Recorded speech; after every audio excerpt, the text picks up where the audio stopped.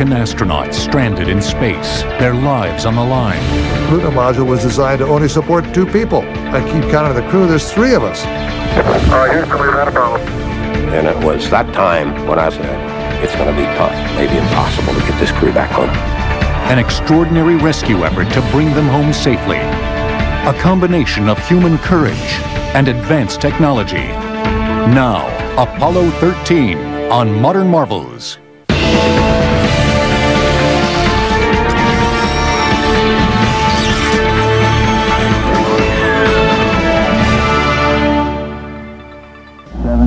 Guidance release, 15, 14, 13, 12, 11, 10, 9, 8. Ignition sequence has started.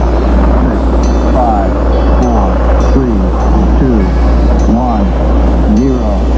We have commit and we have liftoff at 2:13. April 11th, 1970. Apollo 13 takes to the heavens. The thunder of the Saturn V rocket's 5 F1 engines generating 160 million horsepower. To shoot for the moon requires raw power. The Saturn V rocket is 363 feet tall, 60 feet higher than the Statue of Liberty, including its pedestal, and weighs 13 times as much as the statue itself. Lifted into Earth orbit at 17,500 miles per hour is the mission's 3-man crew.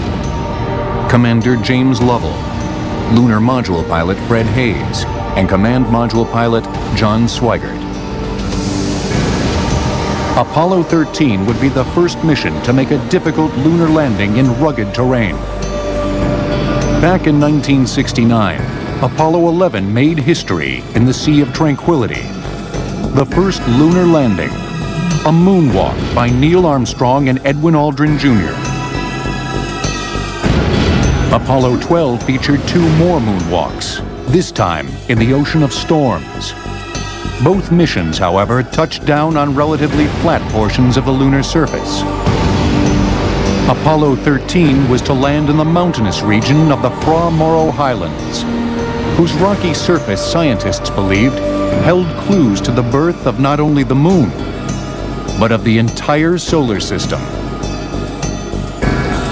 Here on the Earth, we don't have any of that original rock. And the reason is because all the erosion techniques that are happening every day on this planet. And so this was a chance to get in and see if we could find some of that original primordial rock.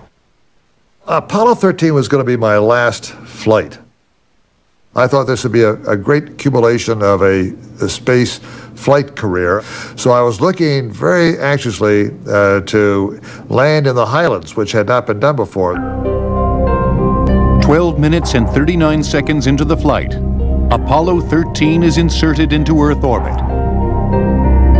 Back at Mission Control in Houston, Apollo 13 is in the capable hands of Flight Director Gene Kranz.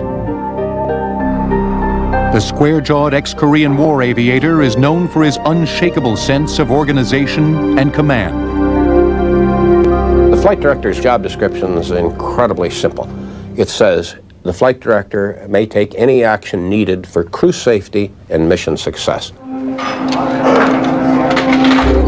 Early in the mission, Kranz faced several minor glitches. An engine failure in the second stage booster raised concerns about the fuel supply. And even before that, an 11th-hour personnel change sent ripples of insecurity through Mission Control.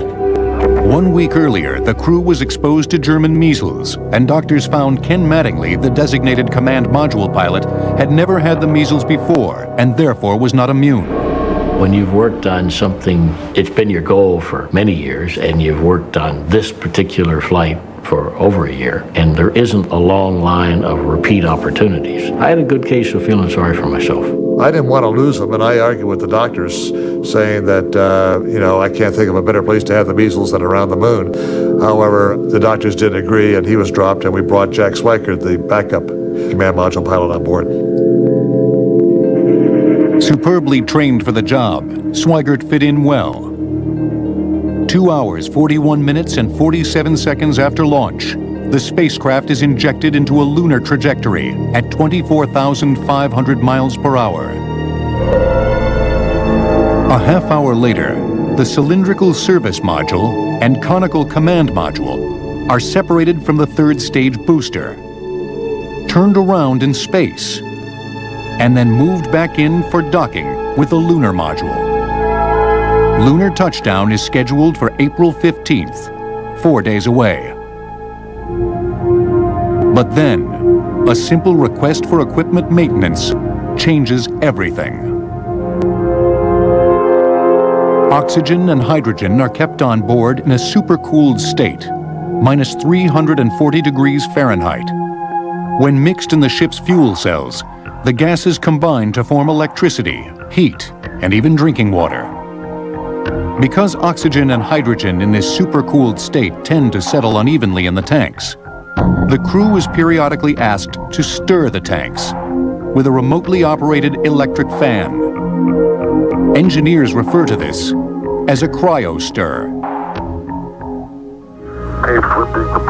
It falls to the Electrical and Environmental Command Officer, or ECOM, to request the procedure.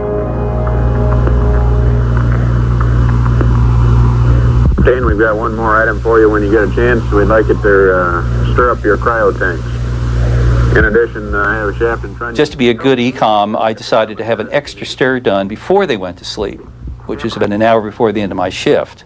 We had a few things we had to clean up before they went to bed, and so I asked the flight director if we could add to the list, how about a stir?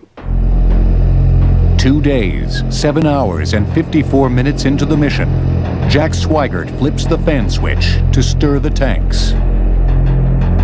We couldn't tell that they did it except by watching the gauges, and all of a sudden there was nothing there. The data went away, and I looked at my screen and I said, "Uh-oh." As Liebergot's troubling oxygen tank readings ripple through the monitoring equipment at Mission Control. In space, the astronauts grapple with a ship that is out of control. 16 seconds after Swigert flipped the fan switch, an explosive bang and shudder rocked Apollo 13.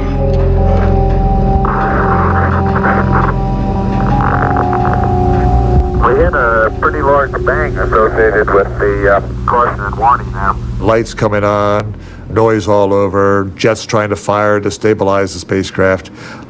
We didn't know what happened.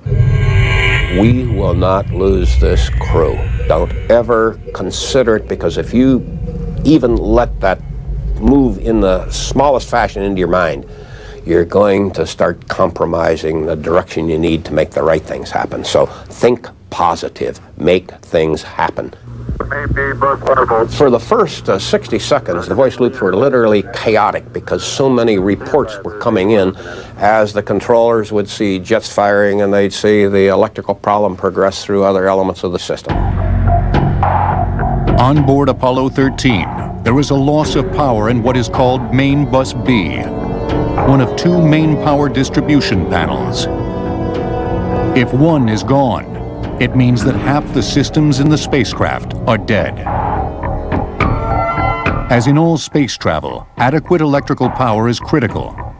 Without it, all vital systems aboard Apollo 13 would go dark, transforming the most advanced spacecraft in the world into a metal hulk aimlessly drifting in space, without navigation or life support systems. I knew it was something very serious, something not normal, very wrong, because there were a very large number of caution and warning lights on. The caution and warning light array has two color lights. Some are red, which generally means very bad, and some are orange or yellow, which means bad but not quite so bad. And if I recall, we had about 7 of those lights on, plus a master alarm, a big red light, plus a blue computer restart light. This did not replicate anything I'd ever encountered in training for a single failure. And Houston, we had a restart on our computer. We had pink light and the restart reset. Roger, restart. And reset on the reset. We had never ever simulated a case like this because you don't simulate up to a quadruple failure. You may simulate a double failure, but not this kind of cascading quadruple failure, because there's nothing to work. I mean, the spacecraft dies and into simulation. In the meantime, Jack Swigert has called Mission Control.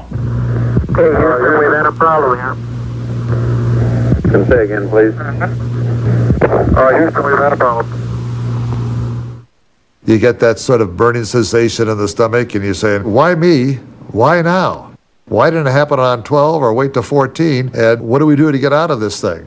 Then it dawned on me that we are in more serious trouble than merely not landing on the moon. And that's when our thought process changed from being one of disappointment to one of survival. Relying on his pilot's instincts, Commander Lovell eyeballs the situation. He looks out the window and doesn't like what he sees. We are venting something out into space. Roger, we copy your venting. The gas of some sort. Jim Lovell called down from the spacecraft. Hey, I'm looking outside window 5 in the spacecraft. I see some kind of a gaseous substance, some kind of a vapor. I think we may be venting our oxygen. And this was the final piece of information that said, hey, we had an explosion on board the spacecraft with a lot of collateral damage. And now this is not a mission that's going to go to the moon. This is a mission of survival. And it was that time when I looked into the eyes of the Tiger and said, it's going to be tough, maybe impossible to get this crew back home. The engines of the Saturn V must burn more than 5.8 million pounds of propellant in order to accelerate to 24,500 miles per hour, the speed required to put a spacecraft on a path toward the moon. Apollo 13 will continue on Modern Marvels. We now return to Apollo 13 on Modern Marvels. 2 days, 8 hours, 33 minutes into the mission.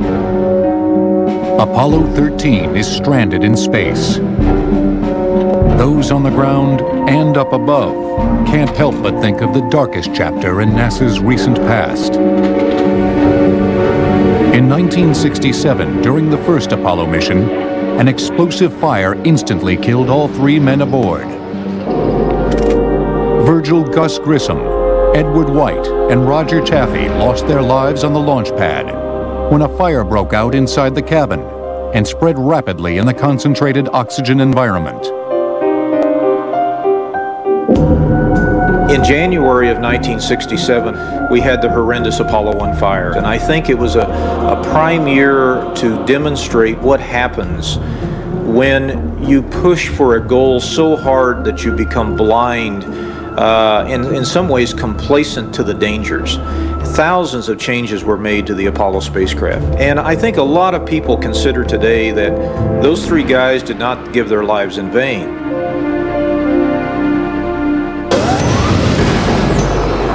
The Apollo Command Module, one of the most complex spacecraft ever built, would undergo many modifications and safety checks before Americans again traveled in space.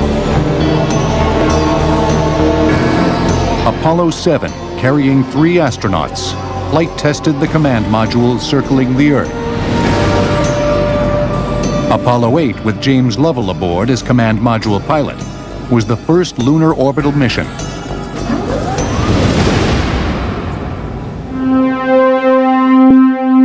The world was awed by the crew's stunning images of the moon and our own small blue planet, and moved by their readings from the Bible's book of Genesis. God said, let the waters under the heaven be gathered together into one place, and let the dry land appear, and it was so. And God called the dry land earth. And God saw that it was good. And from the crew of Apollo 8, God bless all of you on the good earth. Apollo 9 was a dry run for the lunar module, the engineering miracle which would eventually allow astronauts to touch down on the moon. Okay, we're nice and stable with respect to you. It's a nice looking machine. So is yours. Apollo 10 again went to the moon, this time for an orbital run-through. It was followed by the twin triumphs of Apollo 11 and 12. Apollo 13 mission was thwarted before it got to the moon.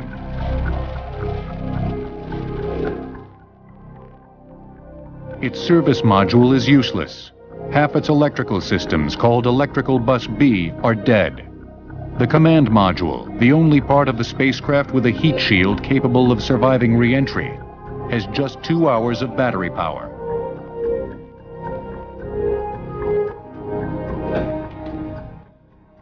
Back at Mission Control, Flight Director Gene Kranz knows he has only one real option to bring the crew home: use the lunar module as a lifeboat. And we have a procedure for getting power from the LEM. We'd like you to copy down. Okay, stand by, Jack. That sounds like good news. I made a call to the crew and I said, look, all flight controllers, settle down. Let's make your calls crisp. Electrical bus A is still good. Don't do anything to screw it up. The lunar module's attached. We're going to use that as our lifeboat. Get me more people, get me more communications, and get me more computing capabilities. And this was what I would say the turning point in the fight to save the crew.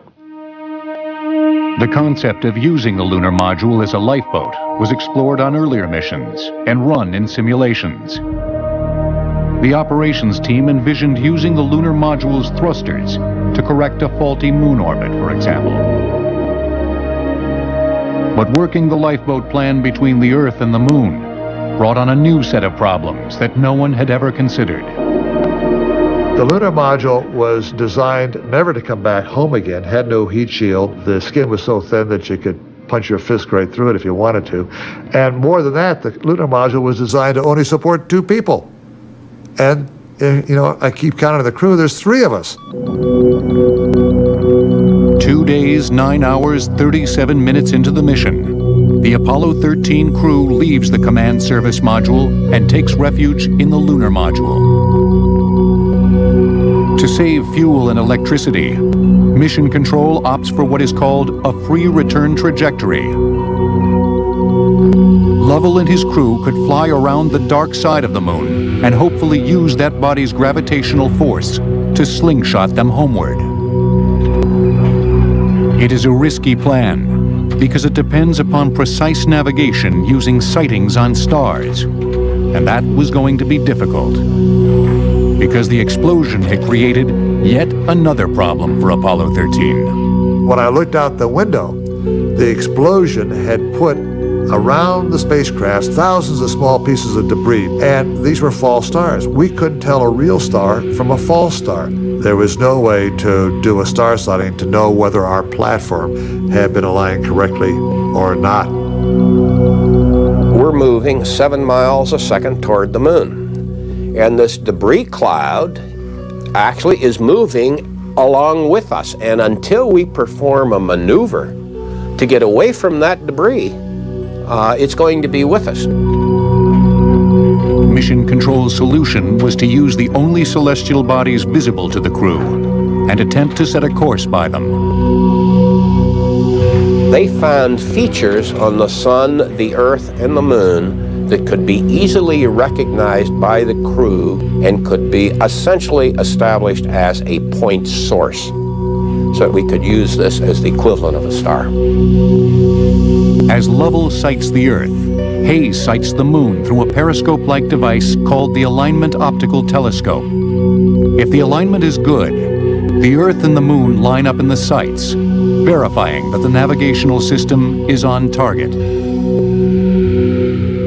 And slowly but surely, it was almost like the music from My Fair Lady. You know, I think I've got it, I've got it, I've got it. And then pretty soon, the last puff of the rocket engine and the spacecraft stopped, and the fine alignment on the telescope showed that we were pointing at the sun. And so we said, hey, we're okay. 2 days, 13 hours, and 29 minutes into the mission, the crew fires the lunar module descent engine to begin the free return flight path. Running the ship on reduced power means the living conditions are difficult. The temperature inside the lunar module, or LEM, is dropping and soon reaches 38 degrees Fahrenheit, about as cold as a refrigerator. Water was collecting everywhere, and on every electric connector, a big glob of water was building up.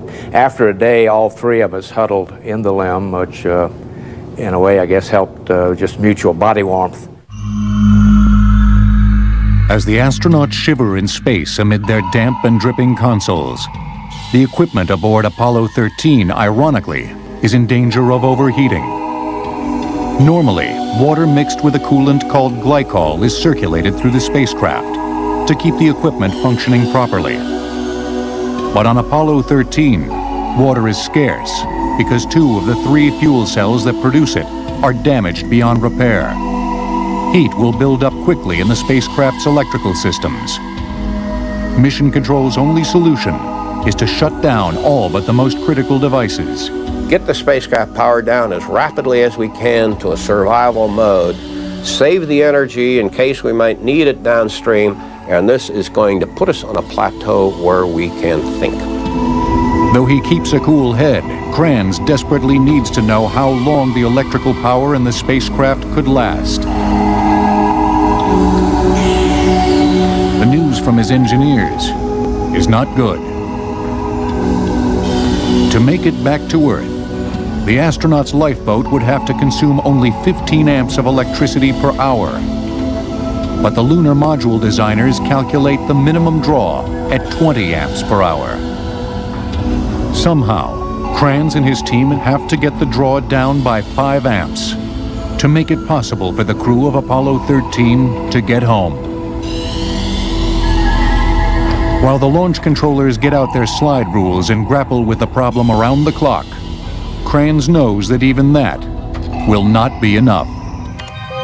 Although the mainframe systems used by NASA were state-of-the-art in 1970, by today's standards they are cumbersome and agonizingly slow, with less computing power than today's average laptop. You had very little flexibility in using these machines. That's the bad news, but the good news was it was a massive leap forward from the very primitive systems that we used in the early Mercury and the Gemini systems. The astronauts of Apollo 13 have occupied their wounded ship for 3 days. As the computers run the numbers, Kranz's team runs on pure adrenaline, surviving on catnaps, working equations, trying to reconstruct why the explosion occurred and what can be done to fix it before it's too late. The Apollo guidance computer is approximately the same size as today's desktop computer, but had as much as 100 times less computing capacity. Apollo 13 will continue on Modern Marvels. We now return to Apollo 13 on Modern Marvels. At the time of the Apollo 13 mission, many Americans had become somewhat complacent about spaceflight. But with word of trouble in space, the mission becomes big news. People everywhere are glued to their televisions for the latest bulletin. Newspapers carry banner headlines. Never before has a NASA failure been paraded around the world so nakedly and for so long. Spaceflight is also difficult for those left behind, the astronauts' loved ones and families. Surviving on whatever news NASA lets out, they want to know if their husbands, fathers, and friends are all right, and what their chances are of making it back alive. Marilyn Lovell, wife of Commander James Lovell, must contend with hordes of reporters knocking on her door with questions that she can't answer. Are they going to get home? Are they going to hit the Earth? Are they going to miss the Earth? Are they getting poisoned? You know, are they going to run out of oxygen? All these things sort of grow on the families. It's a much worse situation for those on the ground with their expectations of hearing that you've made it through, because literally they are helpless to be able to do anything during that period. In space, the men of Apollo 13 could only watch the blue marble of the Earth drift away and imagine what might have been had they made their mark on the gray mystery drifting by below them, like the others who were there first. During Apollo 13's silent transit around the backside of the moon, the astronauts are out of contact with Earth tracking stations for 24 minutes and 35 seconds. Emerging on the other side, lunar gravitational force redirects their trajectory homeward. Mr. Krantz, can you tell us what sort of physical discomfort the crew is in at the moment? We're trying to work up some kind of a crew rest cycle right now to give them all an adequate amount of rest between now and the possible mid-course correction at 104 hours. While those on the ground watch and worry, they cannot guess how the cold and damp conditions inside the lunar module take their toll on the crew. Fred Hayes is the first victim, falling ill with a bladder infection. I didn't realize it at first. He tried to keep it quiet for a while, but pretty soon his teeth started chattering, and he was getting quite sick. Probably caused by the climate, severe cold, getting tired. We didn't drink enough water, but that combination of things allowed this bug to pick me out as the weakest one of the three. As Fred Hayes' condition gets worse, there is another crisis growing in intensity.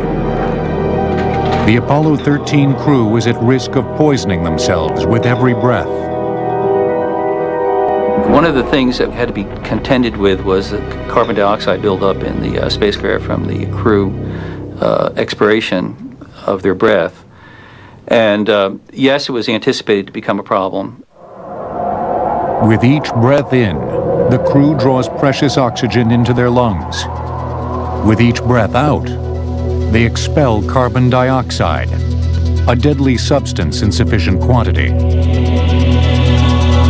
Normally, the waste carbon dioxide is removed by passing it through lithium hydroxide crystals, packed in cylindrical canisters. But the onboard supply of those canisters is running dangerously low. A group of engineers recognized that we would eventually run out of these cylindrical canisters that we use to clean the carbon dioxide out of the air.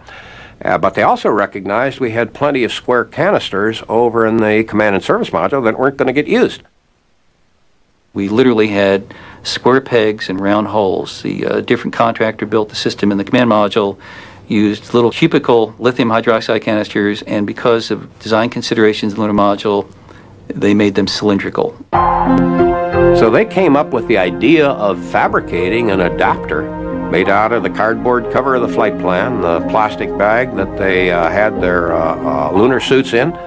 We used a sock as a filter, and then some duct tape and a hose, and we fashioned this adapter and tested it in the laboratories. And then the engineers actually brought it in mission control so we could see what it looked like. Then we wrote the procedures, now that we knew what it looked like, on how told the crew how to make this device. Shaking their heads with amusement and using a lot of duct tape, the crew constructs a makeshift air purifier with the odd assortment of parts dictated by mission control. But it worked perfectly. As soon as we had it in place and had the air flowing through this jury-rig canister, we saw that the partial pressure of carbon dioxide started to decrease. The jury-rigged adapter buys the crew more time, yet their most difficult challenges lay ahead. As their cold, dark spacecraft rapidly approaches Earth at 7,212 miles per hour, back on the ground, flight controllers are laboring to come up with a way to bring the ship's electrical systems back online and bring Apollo 13 back to life without causing irreparable damage to the lifeboat, the crew's only hope. The electrical system aboard Apollo 13's command module contains about 15 miles of wire, enough to wire 50 two-bedroom homes. Apollo 13 will return on Modern Marvels. We now return to Apollo 13 on Modern Marvels. As the astronauts of Apollo 13 drift toward home in their wounded spacecraft, they have done everything possible to conserve their resources. A free return course around the back of the moon has successfully used lunar gravity to slingshot Apollo 13 toward Earth with minimal course adjustments and fuel expenditure. But the largest problem of all remains to be solved. Does Apollo 13 have enough electrical power to get back to Earth? Gene Kranz, the flight director overseeing the mission, has his team on a round-the-clock quest to calculate how the Apollo 13 spacecraft might draw no more than 15 amps per hour. Frankly, you just work whatever it takes to get the job done. To my recollection, I do not recall any rest for any member of my team for almost 2 days. Answers were coming in from all over the country. A brain trust assembled by NASA. It included just about everyone who had built, worked on, or thought about the design of Apollo 13, including astronaut Ken Mattingly, who had been scrubbed from the mission. Mattingly was more or less the troubleshooter, moving between the various teams, looking at what was happening, commenting, critiquing. Ken is the kind of guy you like to have on the team because he asks the right questions. And he also senses options and alternatives that maybe people really weren't developing. Kranz and his team are faced with the problem of writing a procedure for something that has never been attempted. Before Apollo 13 can begin re-entry, the spacecraft systems have to be brought back online. It is a tall order. Powered down, Apollo 13 is transmitting scant data back to Houston. In order to extend the consumables so we could coast back to the Earth, which is going to take another 100 and some odd hours, we had to take all the electrical power possible off the lunar module.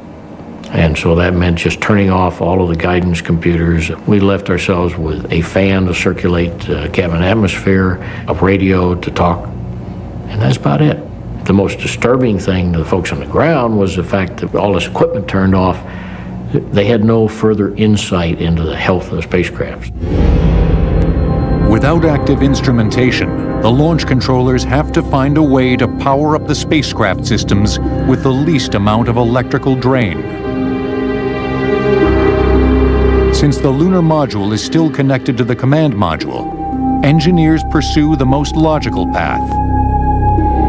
Allow the two units to share electrical resources. It was a long, complex procedure which took people all over the country contributing to just a running series of debates and discussions about how to do it, until they finally came up with a plan which seemed to fit the power budget. At this point, the lunar module is close to freezing. The walls and windows drip with condensed water. While the ground team labors over the plan, aboard Apollo 13, Commander James Lovell is preoccupied with one inescapable fact. The blue-green orb of the Earth is getting closer, and he hasn't received instructions from Mission Control on exactly how he will restart his spacecraft's electrical systems. They were very slow on getting those instructions up, and I was getting very worried. I mean, we were already in a course that was going to intercept the Earth in some manner. And I knew that our people were getting very, very tired. And I tried to chastise the control center, saying, let's just get the stuff to turn this thing on and make sure we get it back home safely. The procedure is so complex that when finally complete, it encompasses 400 entries and is 39 pages long. As Lovell pilots the spacecraft, Swigert, with assistance from Hayes, copies down the procedure by hand. No mistakes can be tolerated. A flawless execution is required for the crew to come back alive. We were trying to voice up the procedures to the crew for the final entry that we realized how this exhaustion, the cold temperatures, and the dehydration that Fred Hayes was suffering. And yet he was the man who had to execute the procedures on board the lunar module. It was read up to us, and we did not have blank paper. So we had to use the inside and back and front covers on checklist books and burn cards that were meant to be filled in for burns, but we used those because it was very lengthy and it all had to be handwritten. For the power-up procedure to be successful, each man has to do his part, with Lovell guiding the ship, Hayes in the LEM, And Swigert in the command module, they all have to flip a dizzying array of switches in just the right order. We had the lunar module that we were using as our lifeboat. We had the cone-shaped command module, which was required for re-entry. It had the only heat shield, but it had a very limited electrical power lifetime. Then we had the damaged service module. We had to maneuver this stack of spacecraft into a orientation so we could separate the pieces on different trajectories. The men of Apollo 13 have passed 5 days and 7 hours in space. It is up to this exhausted crew, who have been subsisting on 3 hours of sleep per night, to safely guide their spacecraft into the recovery zone. We have to come inside a 2-degree pie-shaped wedge that comes down to the atmosphere. No less than 5.5 degrees, no greater than 7.5 degrees. We had to thread ourselves inside that atmosphere for a safe landing. If we come in too shallow, we skip out like skipping a stone on water. If we come in too steep, the sudden deceleration makes us a fiery meteor for a few brief seconds, and that would be it. The timeline is getting tighter. The crew's recovery window is small, and as it happens, nature is not on their side. A typhoon is developing in the recovery area, making the odds even slimmer for the safe return of Apollo 13. When an Apollo spacecraft re-entered Earth's atmosphere, it generated enough energy to light up Los Angeles for a minute and a half. Apollo 13 will return on Modern Marvels. We now return to Apollo 13 on Modern Marvels. The entire Apollo 13 mission hangs in the balance as the crew begins the complex power-up procedure. The job is expected to take 30 minutes to complete. Even though the spacecraft is chilly and damp, thankfully, not one electrical circuit shorts out from condensation on the wires. On the ground, Mission Control watches as the spacecraft systems come back online. Command Module pilot Jack Swigert is as tired as the rest of the crew, but he faces an absolutely critical task. Jack had the critical thing of throwing the right switch, so he got rid of the service module so he wouldn't also get rid of Fred and I on the lunar module. He taped the little thing on the lunar module jettison switch saying no, so that he wouldn't throw that one when Fred and I were in there. Swigert throws the right switch, and the service module is detached. Despite their fatigue and Fred Hayes' high fever, the crew completes the entire procedure in just 21 minutes. The crew watches amazed as the service module drifts away in space, 39,529 miles from Earth. And there's one whole side of that spacecraft missing. Is that right? Right by the high gate antenna, the whole panel is blown out, almost from the base to the engine. Copy that.